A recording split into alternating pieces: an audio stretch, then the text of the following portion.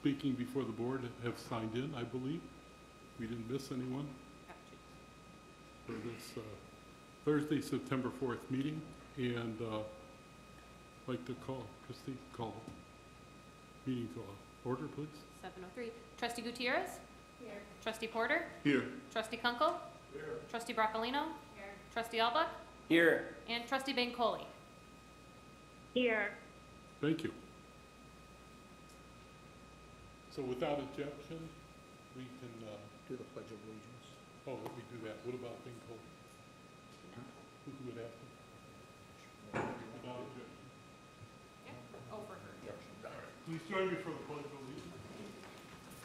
I pledge allegiance to the flag of the United States of America and to the republic for which it stands, one nation, under God, indivisible, with liberty and justice for all. Okay. So without objection of the board, we have, pardon? Bancole's offline. Just speaking to Mike without objection. Have her call in. She's on. Trustee Bancole is down here. Yes. Without objection, you can. Yes. Okay. So without objection of the board, Trustee Bancole is on someplace on the phone. Yes. Okay, we have a motion to accept the agenda. We have a motion and a second, and I have changed to the agenda, add executive session at the end, and for the purpose of personnel, and we'll come back after to have a vote before we close the meeting. No, I don't think you can have a vote before you close the meeting, but After we return. on what, no, I don't think you can have a vote unless it's on the agenda. What are you talking about? We're talking about personnel action. No, I understand you can do that, Okay, but you can't come out here and vote on anything that's not on the agenda. okay. So I'll have to have a special meeting to do that. I don't know, why don't you do whatever you're gonna do, I really don't know what you're gonna do.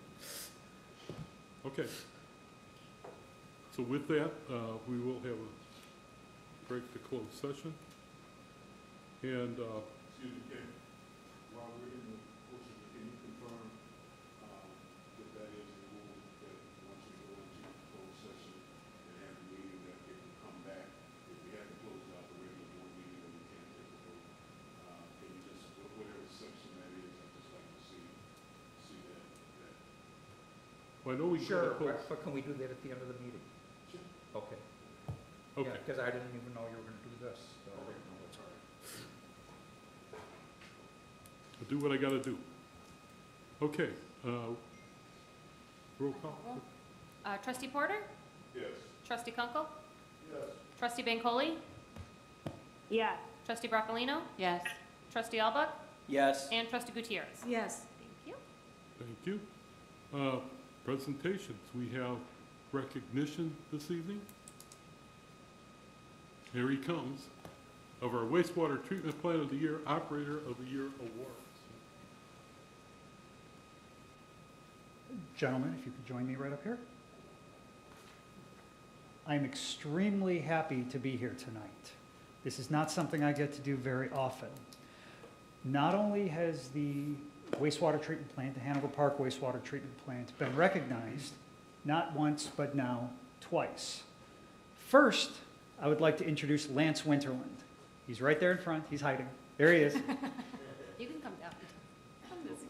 Lance has been with the village for 29 years, and Lance was honored this year by the Fox Valley Operators Association with the Operator of the Year Award. This is a very prestigious award, and we are just so glad that he was able to not only achieve this award, but it really shows his expertise and his longstanding commitment to the, not just in our case, the plant, but to the field of wastewater treatment.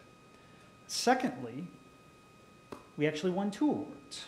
The second award, which I had then conveniently forgotten back, the entire plant won from the same organization, the Fox Valley Operators Association, won the Plant of the Year.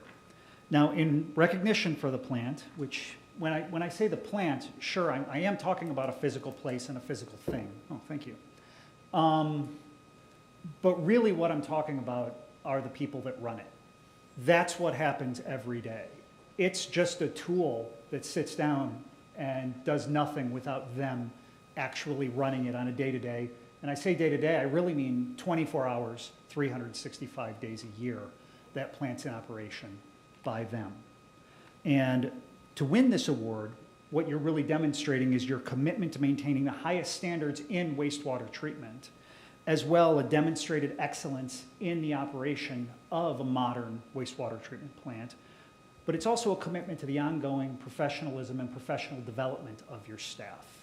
In this case, I can say that the operators and staff of the wastewater treatment plant in Hanover Park are not only among the best in the Fox Valley, as this award would signify, but they're among the best in the entire country. This really is about as good of a team as you could possibly get to do this.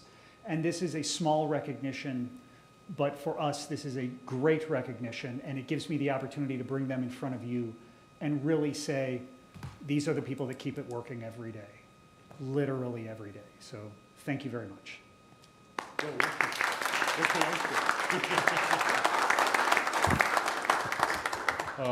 Gentlemen, well done. You're highly appreciated by the people of Hanover Park that use their flusher every day. You know, they like to know that's working. You get after it, and we're blessed with your professionalism out there. 29 years in the village, thank you very much. It's nice to be acknowledged and recognized after all those years. So thank you all, and we'll have to do the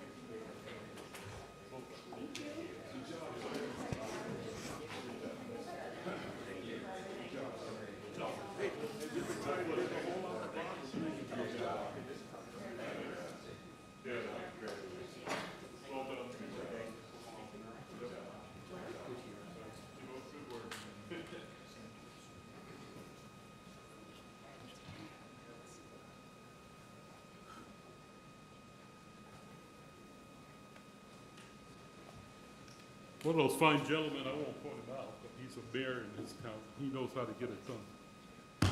What do you think? Thank you all. All right, town hall session. Oh, wait, we got, oh, yeah, town hall. First on the list is bridge repair, the Wiener family. Thank you for coming. Mr. Mayor. Yes, always a pleasure to see you guys. Yes, right there, straight. Yeah, just drag the microphone over. Okay, we live on Hialeah, and the end of May, they closed down the bridge on Greenbrook, or Stearns, or Arlington, whatever, over in that area. And over the summer, it wasn't that bad. It's an inconvenience, but we managed to make do. But now that school has started, in the morning and after school, with the two schools being back there and people coming to and from work, it is a huge safety issue, and it's also a congestion issue. Trying to get in and out of our homes to go do something is unbelievable. Today when we came home from the hospital that I had tests, the cars were backed up all the way to Santa Anita, to Lake Street, because of schools. Also, it's a concern for safety, for if there's a fire. We've had several fires over the years in Tanglewood. And trying to get fire equipment in there coming from one direction only, if it's needed in the center, can be a major problem, not only if one of our houses catch on fire. And today we drove by, in several days we've gone by, and nobody's working. And now the bridge is supposed to be out until November. We've still got September and October, and how long in November? It was They were supposed, a month late starting the project, and they're nowhere near completing. they're not These even, guys take off, I mean, you got a sunny day out, there's nobody out there working. Was this a hard number bid, or was this a time and material bid? Yeah, we're confronted by the dilemma of getting it started and the state coordinating. John, can you come on up and speak? and it's. Or you the- got a microphone? I got a mic. But John's the engineer in charge of the project. This has been an ongoing project. The police have been to the schools to talk about some of the same issues here. Yeah, the parents drive, you know, like crazy because getting in and out, their kids are late, especially if they've got to come from the other side of Greenbrook, Stearns, or the other side, Arlington. It's Sure. terrible, but like I said, we want to leave to go out. We're like locked in. Yeah, I was with Officer Peony at Greenbrook yesterday, and we had a conversation about that with their PTO president. You know, you got tons of kids now walking around. You got buses coming in 2 and 3 times a day. Yeah, one way in and one way out. Yeah, it's terrible. And then, like I said, a fire concern, if there's a fire, one way in, it's Plus, just, some of the people think that subdivision's an on-ramp to Indy 500. Sure. I'd like the board and also to hear from the staff on the matter, and if the chief would like to speak to it additionally. I know Yeah. it's a big concern in the neighborhood. you know, so Okay. we would just, you know, beg you to see if you can get them to work. I know there's all kinds of, he was in the trades, so we know what it takes. But, you know, another 3 months with school now in session and then winter's coming, it's no fun to live in my home. And what we're paying to live in that home, Well, John, will you give us a little Yeah. timeline of what you know? So first off, the delay was due to AT&T.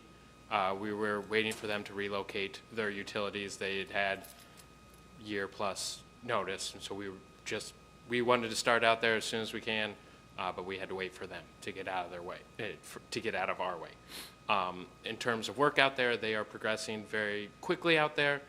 There are days that they can't work, like we poured a massive amount of concrete last week.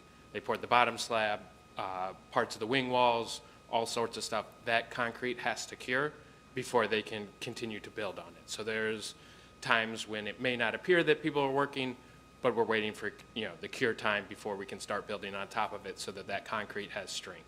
Poured concrete last week, Yeah, it'll take a week to cure concrete. yeah, it actually does. well, For structural elements, it does. So they, I've been on a number of high-rises in my 40 years working in the trades. They don't wait a week. okay. In terms of fire access and emergency access, that bridge hasn't been allowed, you haven't been able to drive a truck, a school bus, fire truck, anything like that over it for, I want to say 10 years. It's been weight restricted, so nobody has been They able. had signs out there, but that didn't stop anybody from driving. and the signs haven't been out there for 10, and this is the second time that bridge has been closed for months. It was closed a few years back, I'm not exactly sure, but I've lived on my street for 30 years. And this is the second time it was closed for quite a few months the last time as well. So we get it, we understand it, but it just, you know, seems to be, Just if something happens in that area, then everybody's gonna be. The only way to do the work is to remove the bridge and build a new bridge. We're in that process. It will be open. The schedule currently, weather permitting, is that it'll be open around Thanksgiving. So we're hopeful. yeah, I And- just, And Chief, any comment Oh. on the traffic component? yeah, you got on Arlington, between Springwood And Lake Street, you got people parking on both sides of the street there now for the townhouses. So I mean, now you've got, it's terrible. It's a disaster over there when school lets out. So, and it's. You got buses going in the out of morning. there, people coming back in, kids darting between the cars. Somebody's gonna get hurt or killed. And Then it's too the late. electric bikes and scooters, we won't even discuss. We know that was discussed at your last meeting. Well, we have an ordinance now. But Chief, any comment? Yeah, just we're aware of the situation there at the school. We've been working with the staff. We'll continue to work with the staff and monitor it, take action as appropriate. And then e-bikes, you brought up e-bikes. There is a new ordinance. We're in the process right now of public education on that. You know, it's heavily restricted where e-bikes can be utilized. So, yeah, we're aware of these issues and, you know, continue to monitor. Well, we appreciate it. You know, like I said, we understand, we get it to a point, but, you know, some of the parents now, because they're running late, because of the congestion, they're flying. To get to Greenbrook, to this grade school, they're flying. And my kids are grown, I'm grateful for that, but, you know, we've got a lot of new people moving in subdivision because the older people are retiring and moving, and now we've got more families, a lot more little kids, and it's a safety issue. I'm home, you know, I can wait, but a lot of people don't tend to have that luxury. So, and we do appreciate everything you're doing, and we appreciate you guys too. Yeah. It's just like I said, sometimes now it's getting a little. It gets we're hoping tough, that they- even if we're on top of it. I know, I've been at the school, so, Well, it's not just the school, it's the adults need to be responsible, and Yeah. it's just a congestion situation, and unfortunately, we're stuck in it, and we can deal for a while, but we're just hoping that they move a little faster if they can, please. And thank you. thank you. Staff's on top of it with them, I can tell you that. Thank you very much. Thank you, John. Thank you, Chief. I've got, who's else? Hank, you already used your 5 minutes. Yeah, we'll go. Here we go. One. Okay, we're talking about dogs. And what's the other one, youngster, Christie? Oh, brake Lights. lights. Dogs and lights? Okay, you know, every year in America, 4,000 post people get bitten by dogs. I don't know if anybody, you know, was sent to the other side. But 4,000 people get bitten by dogs. We got to stop that. I mean, we can't afford to have these people that could be infantry guys helping us out get bitten by dogs. You know, hey, being a post person, I mean, rain, sunshine, they're probably the best soldiers in the world. They live outside. What else? So the dogs, what we got to do, we got to put these people, let the dogs bite somebody, and put them in prison for a year. Not another dog's going to bite anybody, and we don't want to kill the poor dog to find out if he's got rabies. You know, the dog's just being a dog. I mean, that's you know, the nature is to protect and defend your area. You know, I mean, the village can set it up, and then the state will argue, you know, we're right, we're wrong, and then the Supreme Court argues we're right and wrong, you know. But you guys can make your own laws, basically. Well, I don't know about that. You know, I don't know how the things will work, but if there's a way where you know, lock the fence with this chain thing, it costs about $100. That dog ain't gonna get out. He's gonna have to jump over the fence. Well, some dogs can do it too, but you know, like I said, you know, you give a prison sentence, only maybe 3 people get bitten by the post people get bitten by dogs.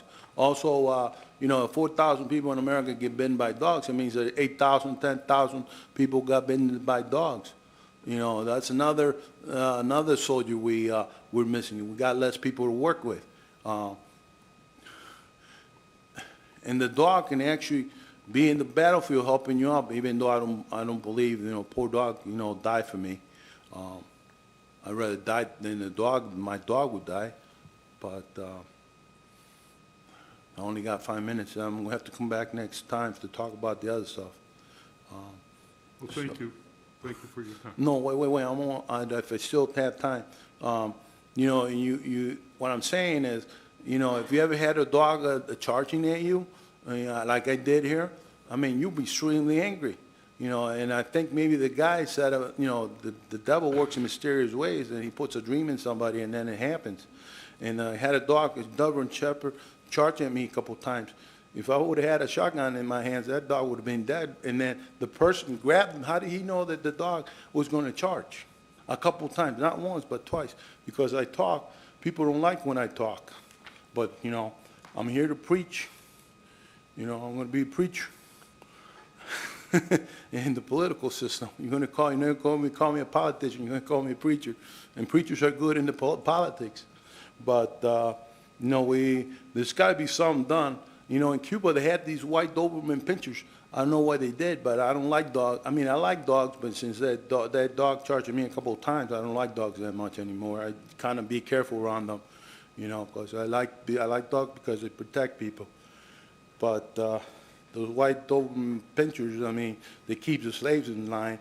And maybe even the police officers shouldn't have dogs either. You know, they don't need dogs. They got pistols, they got tasers, they got stakes. What do they need the dog for? A dog, you know.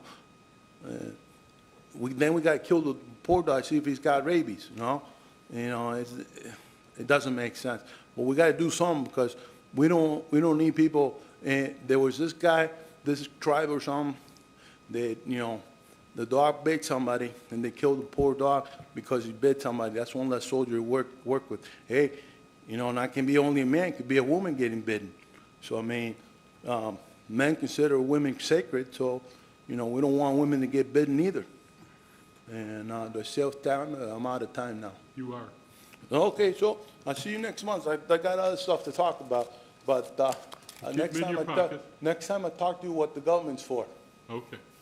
Thank you. And Oh, and by by the the way, way, the best asset in this town is our police officer with the dog. What? The dog with our police officer. Best asset we have in town. Yeah, I know. I seen this guy in Russia. Thank you very Oh, much. you got no time. But I'm out of time. But anyway, the government was made to help the people. We need bigger government. The bigger, the better. Thank Have you. a good day now. Thank you, Hank. Pardon me? Is anybody else here for town hall? Nobody else has signed in. No. Thank you very much. Village President's report. Since I've been really busy with the transit bill that was passed by the Senate at the 58th hour of the end of the session. It's now with the House, and I'm spending a lot of time with House members and councils of governor, mayor's caucus, consuming a lot of my time. Right now, the schools have started up. I like to, of our 11 schools in town, I can actually meet with 5 of them on a regular basis. I love reading to the kids. I love interacting with the moms and dads, and it's really quite a fulfilling time for me in our community. And I get to, like we were talking about, the transit around the bridge. You know, I've talked to many folks over there, one of the schools. And the Boys and Girls Club has come to Hanover Park. I would ask board members to support our Boys and Girls Club. They're doing a great job in the schools they're in. Not in all of them, but they're doing a startup at Greenbrook, and they're in Laurel Hill, Ontarioville School, one of my owl schools that I go to. You know, we got 2 schools with the owl mascot, so we're getting smarter by that. I met with Laura Allman, a senator out of Lyle. She's very interested in visiting Fox schools. She grew up in Hanover Park, and I'm going to set up some time for her to come and read to the kids with me in the morning and kind of demonstrate, you know, at one of our schools, but you too could become senator. I try to convince them you too could be mayor one day, and they all laugh at me. And so, but bringing a senator in additionally says, you do your homework, you work hard, you care for one another, you too can become someone, and here's someone that attended Fox School. So I think that's all kind of cool. With that, I would move to approve by unanimous vote items on the consent agenda. Second. We have a motion and a second. Hearing no discussion.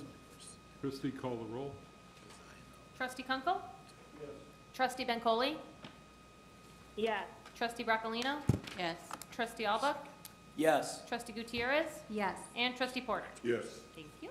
Thank you. 7A8, motion to waive competitive bidding and authorize the payment to Blue Water Construction, Inc. for the emergency water main repair in the amount of $40,136.78, and authorize the village manager to execute the necessary documents. Two-thirds vote of the corporate authorities is required. Second. My watch is talking to me. We have a motion and a second. Discussion. Hearing none.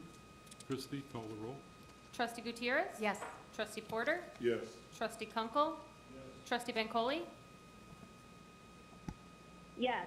Trustee Broccolino? Yes. Trustee Albuck? Yes. And Mayor Craig? Thank you. Yes. 7A9, move to approve warrant 9/4/2025 in the amount of $270,546.70. Motion. We have a motion. We have a second. Yes. Any discussion? Hearing none. Christie, call the roll. Trustee Kunkel? Yes. Trustee Bancole? Yes. Trustee Broccolino? Yes. Trustee Albuck? Yes. Trustee Gutierrez? Yes. And Trustee Porter? Yes. Thank you. Thank you. 7A11, move to approve July P cards in the amount of $20,927.90. That's 7/8/10. 7, 8, 10, correct. Do we have a motion? You have to do 7/8/10 first. Did I skip 7A10? You did. Yes. Fine. I checked off the wrong box. 7A10, move to approve warrant paid in advance, 8/15/2025 through 8/29/2025 in the amount of $1,316,964.51. So moved. Second. A motion and second. Discussion. Hearing none. Christie, call the roll. Trustee Bancole? Yes. Trustee Broccolino? Yes. Trustee Albuck? Yes. Trustee Gutierrez? Yes. Trustee Porter? Yes. Trustee Kunkel? Thank you. Thank you. 7A11, move to approve July P cards in the amount of $20,927.90. So move. We have a motion and second. Discussion. Hearing none. Christie, call the roll. Trustee Broccolino? Yes. Trustee Albuck? Yes. Trustee Gutierrez? Yes. Trustee Porter? Yes. Trustee Kunkel? And Trustee Bancole? Yes. Thank you. Village Manager's Report, second quarter financial report. Thank you. Village Clerk's Report, Christie. Just want to remind everybody that the Fall Fun Fest featuring Flavors of Hanover Park is at the Hanover Park Park District this weekend at Community Park from 2 until 8 p.m. So come out and have some fun. Very good. That's it? Okay. Corporation Council Report. No report, thank you. Thank you. Village Trustee Reports. Trustee Gutierrez. Yes. So we normally don't discuss, focus on federal level news, et cetera, but I feel we must because we aren't immune to what's happening at the federal level with increasing immigration enforcement that violates due process for so many people.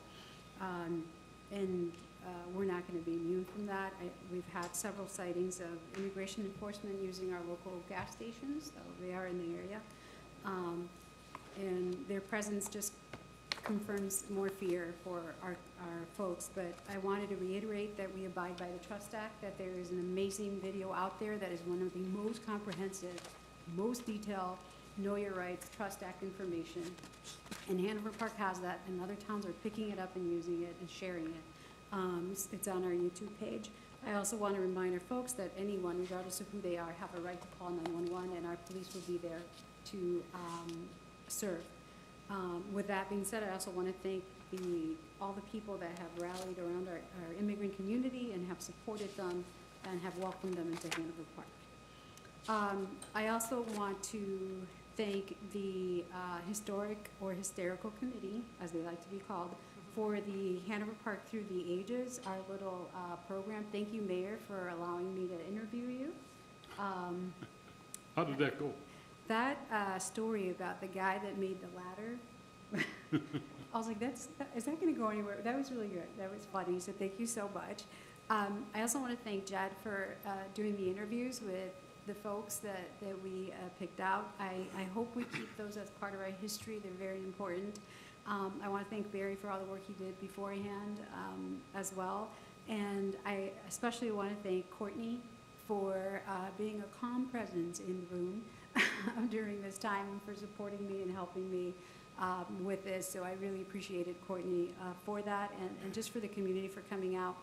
But this event has shown that we need to look a little bit further as to what we're doing with our stacks. We are not in a climate-controlled room downstairs. As a matter of fact, one of them is actually a jail cell. And so there's a restroom in there. The water. It's supposed to be the cooler, right? Yeah, it's not working. Like, the water in there does not go well with stacks. And so our newspapers and all that, even though we try to protect them the best way we can, that's something that, as we think about our strategic plan and what we're doing, we should be thinking about so that we may protect our history. I also want to thank the fire department because, wow, you guys have a lot of history stuff that I didn't realize you had. And thank you for taking control of your historical artifacts. Other departments can do the same and take control of their historical artifacts if they want to, and we are more than welcome to give those to you so that you can store them. So, but that's it for me. Thank you so much to the board for coming out and supporting us. Thank you. Okay, Trustee Porter. I just wanted to, first of all, ask Trustee Gutierrez, what is the date for Mexican Independence Day? So what we do have is September 5th events are already starting, but we have Spanish History Month, which is September 15th through August 15th, and we celebrate all But starting September 15th? It's already started. It's already started? Yeah, and we started September 5th with a lot. Chicago has events, a lot of different places have events, and some have canceled because of what the concerns are. And many of the community was saying, well, cancel it, let's look at obviously community codes at USCIS is now arming themselves as well as enforcement. And seeing, and part of the. Did the call drop? I'm sorry? I'm part of the rapid response team and seeing how already there has been a lot of movement in Chicago and they're staying out in the suburbs. We are very concerned for those events. Thank you. I heard a couple of parades have been canceled. Yeah. And, Thank you, my good friend up there. for that update.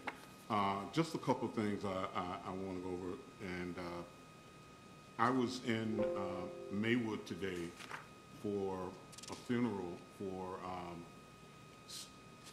State Majority Leader Kimberly Lightford. Her mom passed, and they're good friends of the family. And I was there at the funeral. That's important on a personal level, but the reason that I'm mentioning it before the board is that as I was pulling into the parking lot at Rock of Ages Baptist Church, I saw 3 huge black trucks with tinted glass, but because they drove right in front of me, I could see through the glass and saw the green uniforms that they have on. And it's the first time that I've actually seen ICE agents live on the street. And it's a little disconcerting when you see that. It's kind of intimidating when you see those kind of people on our streets. And I know that if I saw them in Maywood, based on previous conversations that I've had, I know they're in Hanover Park and they're in all of our communities. And I just really am disturbed about what's happening to our nation as we are violating so many sections of the Constitution in doing this. Speaking of Constitution and national issues, when Hank was talking to us, I felt like I was listening to Robert F. Kennedy Jr. They both made about as much sense in their comments. And Hank is a dear member of the village, and I don't mean to disparage him, but that's the kind of rhetoric that comes out of Robert F. Kennedy Jr. when he talks about vaccines, scientific issues of which he has no business speaking on because no scientific, no medical background, nothing to qualify him to speak on those issues. And when he speaks, it's pure nonsense. And it infuriates me every time I listen to him during this congressional hearing, Senate hearing, where he's answering senators with pure gibberish. I'll get off my soapbox now and deal with some other issues that are important to me. On our e-bike ordinance, a couple of things that I'd like to say about that. Number one, I think it's a great flyer that we put up, but I would like to recommend that, as some of the other communities have done, that we put what the fine is and we highlight it so that it's visible. Villa Park has one that basically mimics what we've done, but in very high print, very visible print on their flyer. It says there's a $100 fine for violating. I don't know what we'll come up with a fine. I'm not saying we adopt that amount, but I think it makes the sign more effective if we put on there that there's a penalty associated with violating the new rules that we've adopted here on the board. The other thing that I would like to say is that in terms of how we communicate this, I think that we need to have some type of posters, flyers that are displayed at key intersections throughout town. Because if we're doing it on the highlighter or any of the other means that we normally communicate with our residents, the young people and the kids who are going to be the violators or the ones who need to see this, they're not going to be on those mediums to get that notice. So I'm thinking maybe we can come up with a strategy to post those at key intersections and also in school districts around the schools where we can post that flyer. Maybe if we can get a ceramic, or not a ceramic, but a plastic version of it that would stand up to the weather, that we can place those at key locations around town so that the young people who are, like I said, in most need of knowing what this new policy is in town, they'll be able to see that, and at least they're forewarned is forearmed, I guess. They'll know what the situation is and can deal with it accordingly.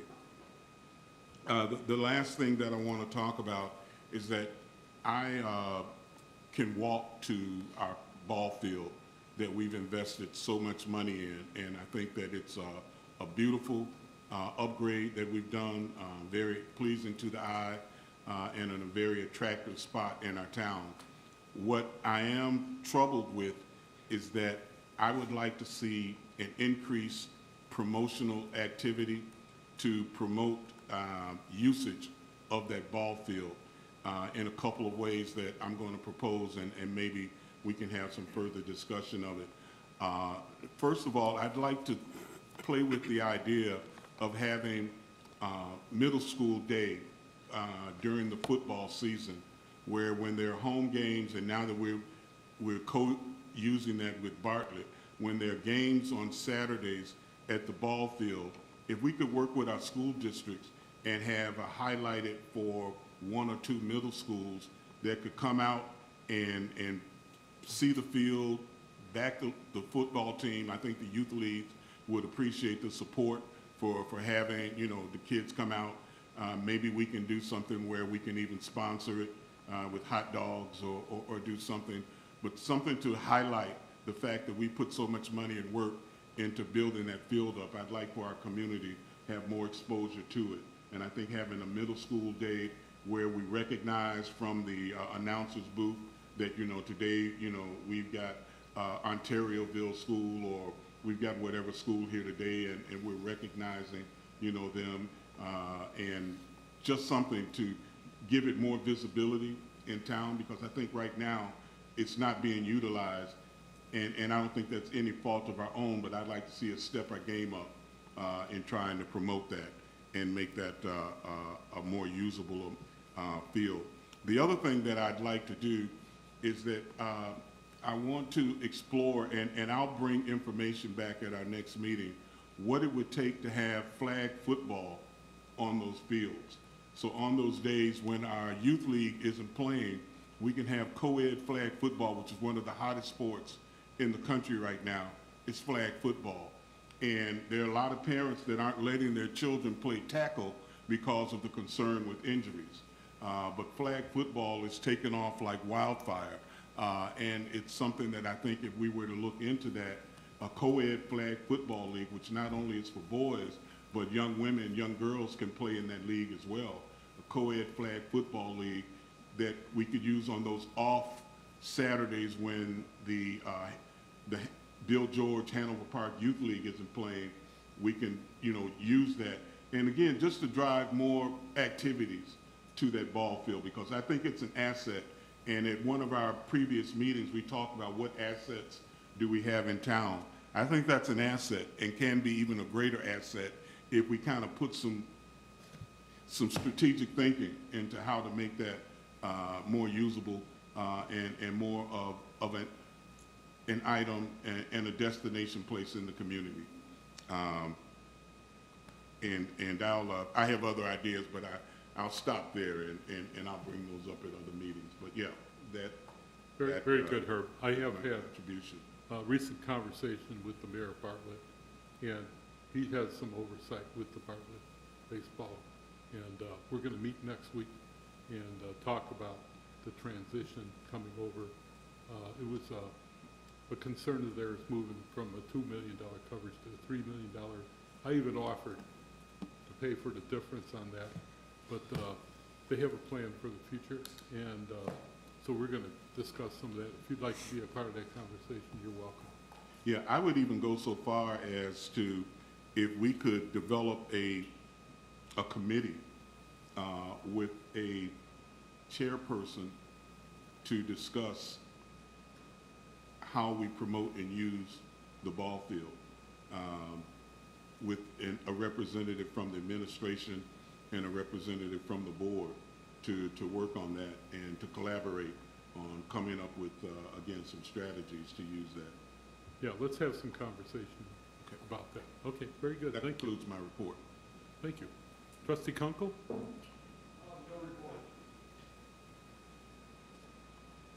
No report. Yes. And your eye surgery went well? Yeah, I had eye surgery, that's why I have these glasses on. I had eye surgery twice last month. And it's feeling good. It's real sensitive to the light. I thought you were just looking like a made guy down at the end of the dais. So prayed for you, my friend, and you came through well. Thank you. Trustee Bancole? Trustee Bancole, can you hear us? Do you have a report? I think she had to sign off at 7:30. Oh, did she have to sign off? Okay. Moving on, Trustee Broccolino? No report. No report? No. Very good. Trustee Albeck? Thank you, Mayor. No report. Thank you. Executive session, I'd like to move to So, executive yeah, it session. would be 2C1, employment performance compensation of specific employees. Okay. Can we return and take a vote on that? Why don't you go to executive session, and then you can determine, and you will return, and we'll answer that question later. Okay. All right. So we'll have a motion to go to executive session? So move. And that's under 2C1. Under 2C1 Order. with possible returning. No, we will. Not possible, you are returning. We will return. Thank you. With that, take a break for executive session. 7:48. You have to take a vote. Did you take a vote to go to Not yet. executive session? Oh, we do. Not yet, hold on, Christie. 7:48 PM. Let's see here, sorry. Trustee Roccolino? Yes. Trustee Albuck? Yes. Trustee Gutierrez? Yes. Trustee Porter? Yes. Trustee Kunkel? And Trustee Bancole signed off at 7:42. So she will not be Okay. there for the remaining. Thank you.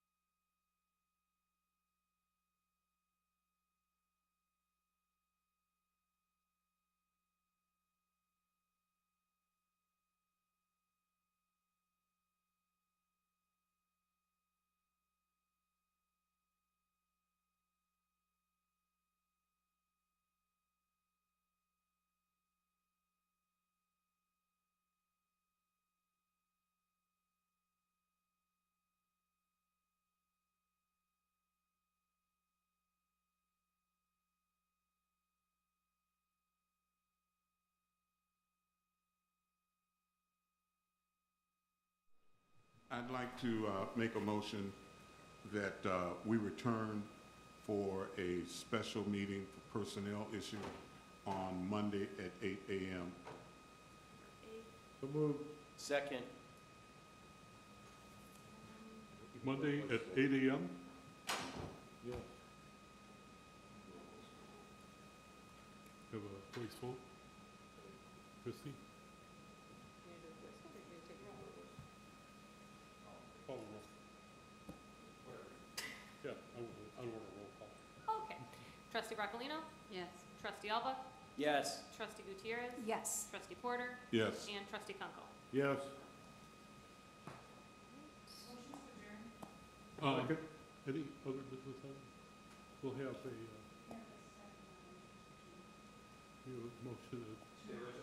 We have a motion and a second. All in favor? Aye. All in favor? Aye. Motion to adjourn. We are adjourned. Meeting is ended at 8:15.